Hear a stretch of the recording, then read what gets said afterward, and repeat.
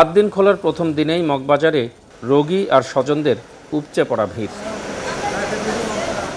মঙ্গলবার সকাল ৮টা থেকে শুরু হয় সকল প্রকার সেবা কার্যক্রম। বেলা বাড়ার সাথে সাথে বাড়ে রোগীর ভিড়। দুপুর নাগাদ নরসিংদী, গাজীপুর, যশোর, টাঙ্গাইল, নারায়ণগঞ্জ ও কুমিল্লা থেকে রোগী আসেন মগবাজারে। সব মিলে পুরনো রূপ ফিরে পেয়েছে দরিদ্রের আস্থার হাসপাতাল ৮ দিন। এটা যেহেতু আপনার নন প্রফিট একটা অর্গানাইজেশন, এখান থেকে প্রফিট আমরা করতে পারি না এবং আমরা করি না। আমরা এই ৪৭ দিন আমাদের কর্মীদেরকে বিভিন্ন লেভেলে আমরা ট্রেনিংয়ের ব্যবস্থা করেছি, যাতে করে তারা তাদের যে ল্যাকিংগুলো আছে সেগুলো যেন কাটিয়ে উঠতে পারে। হাসপাতাল বন্ধ থাকায় একাডেমিক অনিশ্চয়তায় ছিলেন ৮ দিন উইমেন্স মেডিকেল কলেজের ছাত্রীরা। উৎকণ্ঠা কেটে যাওয়ায় সরকারের প্রতি কৃতজ্ঞতা জানান তারা।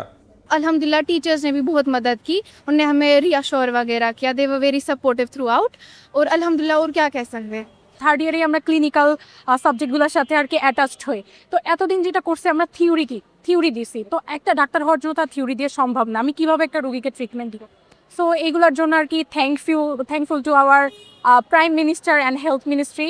सो we are glad, very glad. तो यहाँ का पेशेंट फ्लो देख के हमें बहुत अच्छा लगा। Like first day of the hospital after the licence was revoked, and then इतना patient flow, like it's really crazy and we are really happy about it.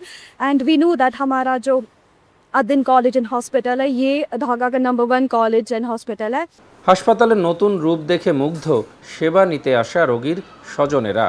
হাসপাতাল বন্ধ থাকার দিনগুলোতে আলিশান নকশায় সাজানো হয়েছে বিভিন্ন ওয়ার্ড। সেবার মান বাড়াতে কর্মকর্তা ও স্বাস্থ্যকর্মীদের দেয়া হয়েছে বিশেষ প্রশিক্ষণ। আমরা সবাইকে আশ্বস্ত করেছি এবং সবার সাথে যারা আমাদের সাথে যোগাযোগ করেছে তাদেরকে বলেছি, আপনারা আসেন, আজকে থেকে আমাদের সব ধরনের সেবা কার্যক্রম চালু আছে। হাসপাতালের বিভাগগুলোতে কাঠামোগত পরিবর্তন আনলেও চিকিৎসা ফি একেবারেই বাড়েনি, বরং ফ্রি চিকিৎসার ক্ষেত্র বৃদ্ধি করা হয়েছে, এমনটাই জানালেন ৮ দিন কর্তৃপক্ষ।